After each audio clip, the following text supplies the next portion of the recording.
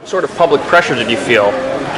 I mean, so the public pressure really has nothing to do with it, right? Our fiduciary duty is to the corporation, and as a board, we have to serve the corporation first. I do think I'm an immigration attorney myself, and so it is very concerning to me that there are people being housed at the Wyatt without the approval of the board. This 2-page rider was never vetted by the board, it was never approved by the board, and it just sort of went into effect silently. And the first we found out about it was when people became upset about it. And so I do want to thank the community for taking the time to step forward and realize that there was something going on at the Wyatt that wasn't right, and giving us the opportunity to fix that. Now that this has been approved, how will this move forward, practically speaking?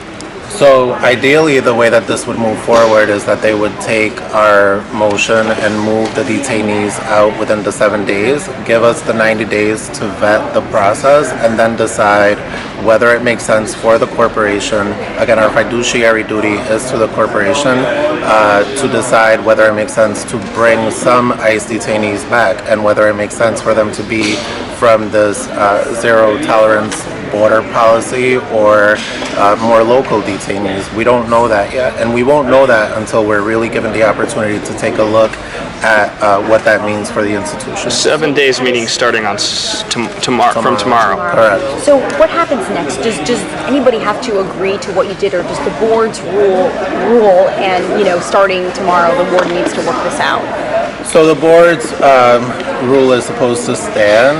I would anticipate that there may be some people who are going to be unhappy about the board's decision, and we'll see where it goes from there. And explain that decision. So I know there were 3 parts to it. One of them was holding off on having any more ICE detainees come here for 90 days. Can you just go through that one more time? Right, so it's the suspension of the 2-page rider, which essentially calls for the removal of the ICE detainees from the Wyatt for a period of 90 days, and giving the board the necessary information to vet whether it makes sense to have ICE detainees at the Wyatt before they return them after the 90 days, if that's what we decide. And what was the 7-day part? I'm sorry.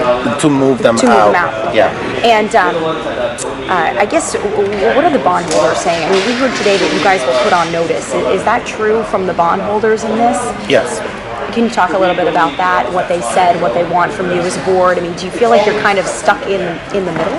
I mean, the bondholders want what the bondholders want, which is to get paid, and I don't blame them for that. And I mean, yes, we're being put on notice, but I don't think that by us taking the time to vet a contract which was entered into without board approval, we're necessarily diminishing the value of the corporation for the bondholders. So if the ICE detainees are leaving, I know part of the city wanting to get paid, results in how many people are in that building. Does this impact in any way any money that the city could potentially receive in impact fees from the facility? So I will pass that question on to the city. We're an independent board. We have nothing to do with the city, and so I don't know how the city feels about the fiscal impact to the city from the ICE detainees. When you say you're an independent board, so that means like the city's wish to close this down that we're hearing from the mayor and the city council president, that doesn't factor into your deliberations at all? It does not, no. What was your basis in your decision making today, Chair? So it was simply the fact that the contract that was entered into was never vetted by the board, and that is the essential heart of our issue with the way that this contract was entered into. It was never vetted by the board. Mm-hmm. On top of that, as an attorney, I do have concerns about human rights violations that may be occurring within the detention facility. We've heard some information that some of the people detained there may be under 18 years old, visibly under 18 years old, and that there is no age verification happening. There are reasons why people may say at the border that they're over a certain age or under a certain age because of what they've been told to say, but the impetus is on us to treat people humanely and within our constitutional contours. And so once they're here, we should be verifying their age to make sure that they're in a safe space. And then if it turns out that they're just very young-looking 18-year-olds, then maybe they're in the right place, but perhaps they're not. And so I think we really need to do our due diligence to make sure that just because they're detainees or prisoners, that they're being treated humanely, that we're following the Constitution of the state and the Constitution of the United States, and that we're providing equal access to all of these services that are so important: legal representation, mental health counseling, medical care, and all of these other things that detainees and prisoners need while they're in these facilities. And I'm sorry, one more question about the notice. What did the notice say that you, the city council, I believe, some board members received today? I'm not at liberty to discuss. Have you been offered the chance to go inside the facility, and would you go to check it out at all yourself? So I have been in the Wyatt because I have had to visit people there. I don't have any clients currently within the facility. That would be a conflict of interest. But I have not been offered the opportunity to tour the facility since the detainees have been in there. This has been a very short sort of 48 hours. I'm assuming that'll come, but it hasn't been presented yet. And I just want to make sure. Who did approve the agreement then? The warden. Okay, it does not have to go through the board. Correct. So our position is that it does have to go through the board.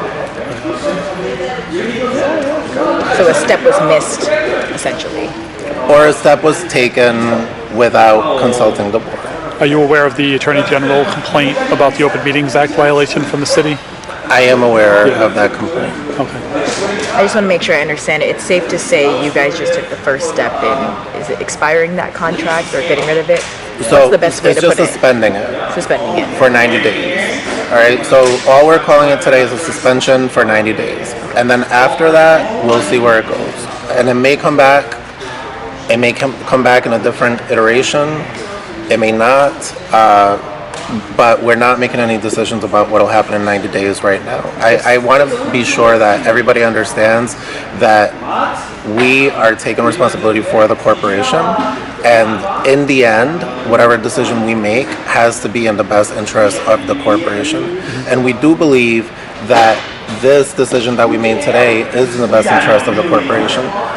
Some of the feedback that we've heard is that the protests outside of the prison have put prisoners and staff at risk because of the way that they're reacting inside to the protests outside.